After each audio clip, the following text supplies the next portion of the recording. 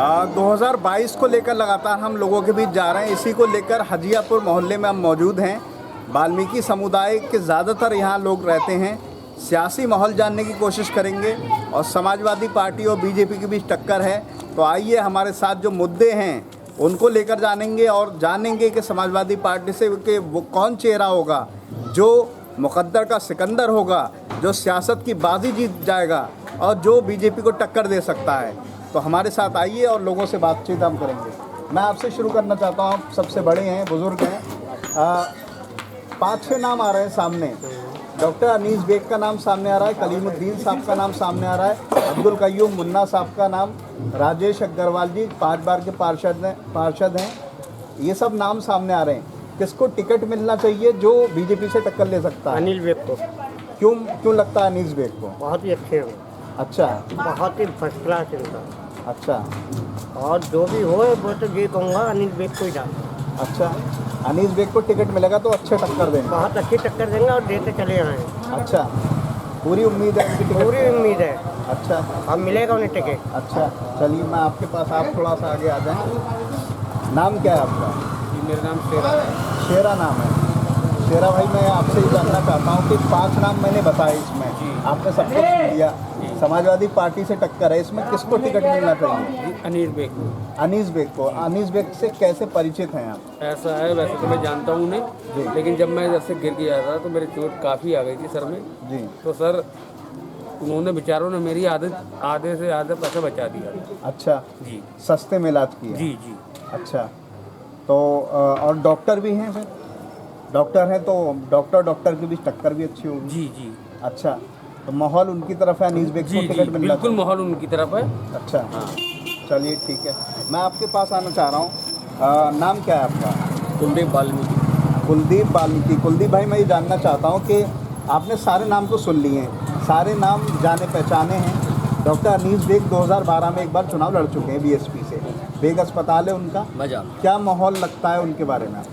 उनके बारे में तो जितना भी कहा जाए कमी कम। डॉक्टर भी हैं, समाज सेवी भी हैं, हाँ। समाज से ज़मीनी स्तर के जुड़े हुए नेता भी हैं। अच्छा, अगर शहर विधानसभा या कैंट विधानसभा से टिकट होता तो मेरे हिसाब से तो शायद अनीस बेग इस समय सबसे ज़्यादा बेहतर चेहरा होगा समाजवादी पार्टी से। अच्छा, दोनों पार्टियों का आपने बात करी, दोनों इलाकों की आपने, कैंट की भी बात करी, शहर की भी। दोनों में आपको लगता है बेहतर? दोनों में एकदम। अच्छा, अभी कुछ समय अभी हम लोग अगर वाल्मीकि जयंती को देखें तो उन्होंने काफ़ी अच्छा कार्यक्रम रखा था वहाँ पे, जो बहुत ही बेहतर कार्यक्रम था। और जिस कार्यक्रम से वाल्मीकि समाज में एक उनकी लहर है, एक उनका माहौल है, एक वाल्मीकि समाज की उन्होंने हमेशा मदद की है। यहाँ से कोई भी पीड़ित व्यक्ति गया तो उसका बिल आधा किया उन्होंने, जैसे ये एक भैया बता हाँ जैसे रहे हैं। बता रहे हैं। अच्छा, इनको भी आप देख लीजिए, साक्षात आपके सामने प्रमाण है। जी। तो इस तरीके का हम लोग अगर देखें तो वहाँ पे कोई भी पीड़ित व्यक्ति जाता है तो उसकी काफ़ी हद तक मदद हो जाती। तो और गरीब लोगों को क्या चाहिए? जी बिल्कुल ठीक है। थोड़ा सा हम आगे और बढ़ेंगे, आपके पास आना चाह रहे हैं। नाम क्या है आपका?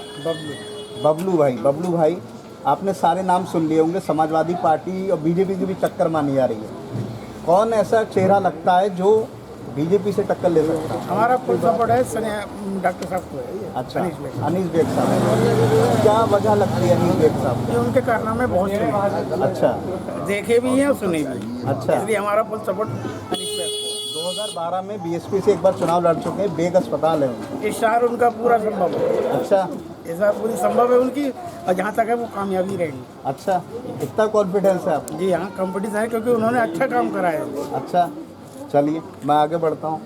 आपके पास आ रहा हूँ मैं।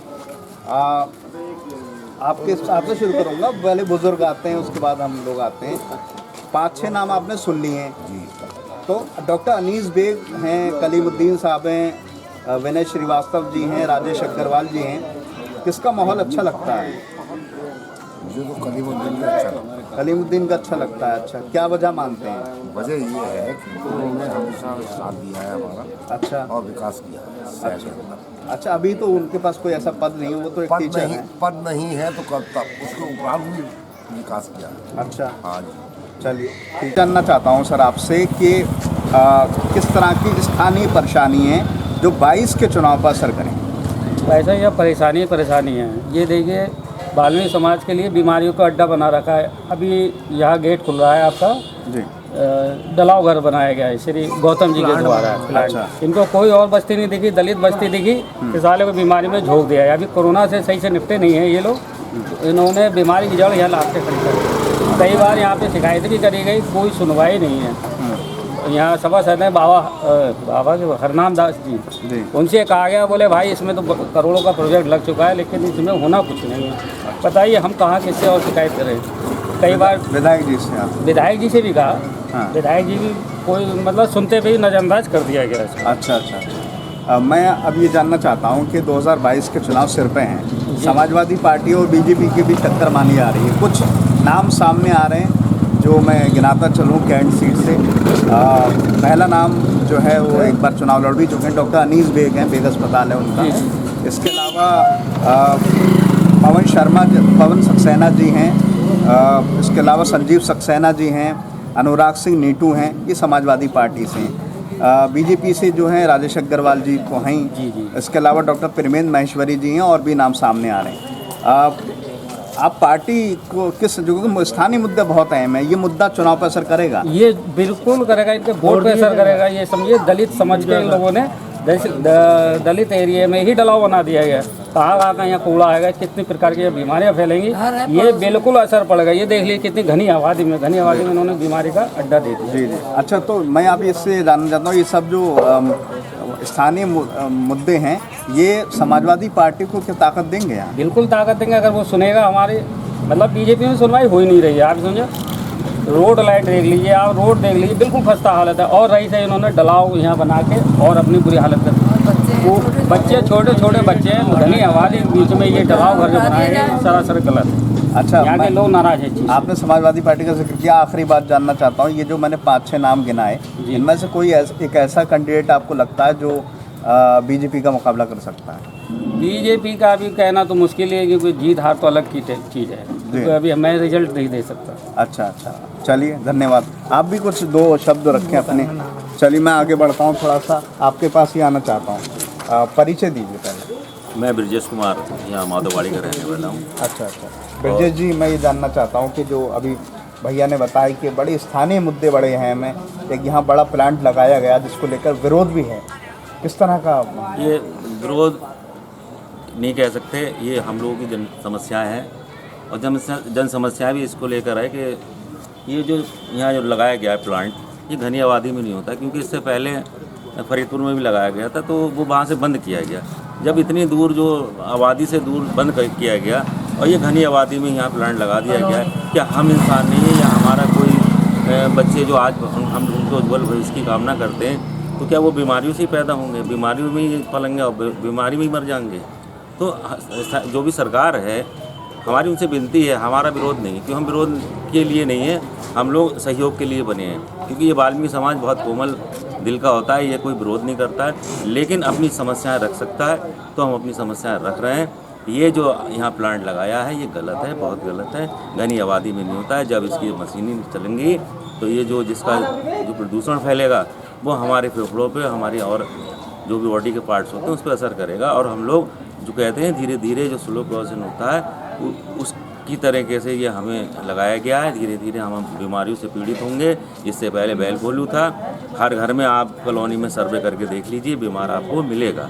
अब यही स्थिति सामने ला दी हम लोग। अब इनका घर तो शोभा बहन हमारी खड़ी है, मामी है, सब लोग हैं, इनका तो बिल्कुल सामने ही मकान है। अब ये देख लिए, जो आप फरीदपुर में यही प्लांट लगा था, वहाँ से हटाया गया, तो यहाँ क्यों लगा दिया? अब ये देखिए, ये गेट सामने ही है। मतलब आपका कहने का मतलब है जनता के बीच इस तरह के प्लांट कहीं ना कहीं साइड इफेक्ट पैदा करते हैं, बहुत बड़ा इसका प्रभाव पड़ता है। और हम लोग चाहेंगे कि जो मौजूदा सरकार है वो इस ओर ध्यान दे। और जो भी समस्याएं, देखिए ये यहाँ बिजली की समस्या बहुत गंभीर है, क्योंकि यहाँ पोल तो लगे हैं और लाइटें भी हैं, लेकिन जलती कोई नहीं है, कोई देखने वाले नहीं आता। ये देखिए सड़कें और तमाम समस्याएं हैं। सरकार को चाहिए, क्योंकि हम सरकार से उम्मीद लगाए बैठे हैं सारे लोग, कि सरकार हमारी ओर भी ध्यान दे और जो भी हमारी समस्या है उनका निदान करे। देखिए, विरोध हमने किया है, ना अभी बड़े भाई बोल रहे थे उन्होंने किया, लेकिन उन्होंने अपने दिल की बात रखी। और रही बात भाजपा या सपा की, कांग्रेस की और आम आदमी पार्टी की, जितने भी प्रत्याशी हैं अपने दमखम से लड़ रहे हैं। मैं चाहूँगा जिसका परचम लहराएगा वही जीतेगा। लेकिन आपने बात बताई कि ये जो मुद्दा है ये चुनाव पर असर करेगा अगर ठीक नहीं होता है। देखिए, चुनाव का असर इंसान के दिल से होता है। समस्या होगी, वो अपनी बात कैसे रख सकता है ये सब जानते हैं। और हम लोग आपके माध्यम से एक बात रखना चाहते हैं कि अगर माननीय मुख्यमंत्री जी हमारी इस बात को प्राथमिकता दें और ये जो प्लांट लगा है ये हमारे लोगों के, क्योंकि ये सब सफाई पैसे से वैसे ही जुड़े हुए हैं। आए जब ये सफाई का काम करने जाते हैं तो बहुत सी बीमारियों से पीड़ित पहले ही हो जाते हैं। अभी कोरोना में भी इन्होंने सभी लोगों ने अपने कार्य को अंजाम दिया। उसमें भी ना जाने हमारे कितने लोग, ये हमारे मामा जी हैं राज बहादुर जी, ये नगर निगम में ड्राइवर हैं, इन्हें भी कोरोना हुआ था और गंभीर परिस्थिति इनकी हो गई थी। तो ऐसे ना जाने कितने हमारे सफाईकर्मी भाई बीमारी से पीड़ित हुए थे और जूझे। कुछ तो ऐसे थे जो जिनकी मृत्यु हो गई और आज उनका परिवार गंभीर परिस्थिति से गुजर रहा है। तो मैं चाहूँगा माननीय मुख्यमंत्री जी से कि ये जो प्लांट लग रहा है इस पर ध्यान दिया जाए। और क्योंकि हम लोग ये नहीं कह सकते कि हम किसी का विरोध कर रहे हैं, क्योंकि हमने विरोध करना कभी किसी का सीखा नहीं है। हम चाहेंगे माननीय मुख्यमंत्री जी से कि ये प्लांट यहाँ से अगर इसका स्थानांतरण किया जाए तो ये बहुत समाज हित में होगा। सारे नाम समाजवादी पार्टी के आपने सुन लिए हैं। डॉक्टर अनीस बेग हैं, बेग अस्पताल है उनका, कलीमुद्दीन साहब हैं, अब्दुल कय्यूम मुन्ना साहब, राजेश अग्रवाल जी, विनय श्रीवास्तव, विष्णु शर्मा जी। अच्छा जी। कौन ऐसा चेहरा होगा जो समाजवादी पार्टी का इस बार बरेली की शहर सीट या कैंट सीट निकाल सके? डॉक्टर अनीस बेग, मैंने नाम सारे बता दिए। डॉक्टर अनीस बेग अच्छा, सही है, हमारे लिए बहुत अच्छे इंसान हैं, बहुत बढ़िया हैं और ऊपर वाला उनको तरक्की पे तरक्की दे कि अभी जो भी जनता की सेवा कर रहे हैं आगे को और उनको मौका दिया जाएगा। और जो हमारे हित में हमारे काम के बारे में बोलेंगे, मौके की बात तो ये है कि हमारे लिए अच्छे ही आदमी है, जो भी बैठा वो अच्छा ही बैठा है। अच्छा। और बात यह है कि वाल्मीकि समाज के लिए आज तक किसने सोचा इस बारे में कि इनका रोजी रोजगार छीना जा रहा है और जिन्होंने कभी निकल के नहीं देखा उनको दिया जा रहा है। तो ये बताओ, वाल्मीकि समाज के इसी तरीके से पैदल होता चला जाएगा? वोटों की राजनीति तो हर कोई करता है इस बात के लिए कि वाल्मीकि समाज जो है कि हमारा अपना है। अरे वाल्मीकि समाज को भी तो देखो कि ये वाल्मीकि समाज क्यों को पीछे जा रहा है। जो हमारी पुश्तैनी काम थे, जो हमारे बुजुर्गों के काम थे, आज जो हमारे भतीजी जी ने जो करा है इसको ये अच्छा नहीं करा है। और जो हमारा सहयोग करेगा, हमारा साथ देगा रोजी रोजगार में, हम उसके साथ में हैं। और पक्का विश्वास है कि आपके जो नेताजी का नाम तो डॉक्टर अनीस बेग का अपने नाम, डॉक्टर अनीस बेग जी, बढ़िया है, खूब उनको ऊपर वाला तरक्की दे। हम जो वाल्मीकि समाज जो जोर लगाएंगे तो कामयाबी होंगे। और हमारे बारे में कोई सी सरकार ने आज तक नहीं सोचा, मोदी सरकार, योगी सरकार, मायावती सरकार, क्यों जी? क्या हमारी रोजी रोजगार छीनने से आपका पेट भर रहा है या हम लोगों को पैदल करने में पेट भर रहा है? जी जी, चलिए ठीक है, धन्यवाद। ये तमाम लोगों के बीच से मैं एक बार फिर से आपको बताता चलूँ, बरेली शहर सीट जो है उस पर 40% से ज़्यादा मुस्लिम आबादी है, बाकी और तमाम समुदाय की आबादी है। यहाँ से 2 बार लगातार विधायक डॉक्टर अरुण अग्रवाल सक्सेना जी रहे हैं। और इसके बाद जो है अब बीजेपी और समाजवादी पार्टी के बीच एक माहौल जो है सियासत का है। इसी वजह से लोगों के बीच से लगातार हम बात कर रहे हैं। हम इस वक्त वाल्मीकि समुदाय में थे, जहाँ पर हमने ये महसूस किया कि डॉक्टर अनीस बेग को लेकर लोगों में ज़बरदस्त रुझान है, ज़बरदस्त जोश है टिकट को लेकर। लेकिन क्योंकि भविष्य के गर्भ में छुपी बात होती है, समाजवादी पार्टी किसको टिकट देगी, कौन मुकद्दर का सिकंदर होगा और कौन कुर्सी पर बैठेगा, ये तो आने वाला वक्त तय करेगा। फिलहाल इन तमाम बातों के साथ मैं समीर अब्बास, कैमरामैन रईस हुसैन के साथ, अटल न्यूज़ से।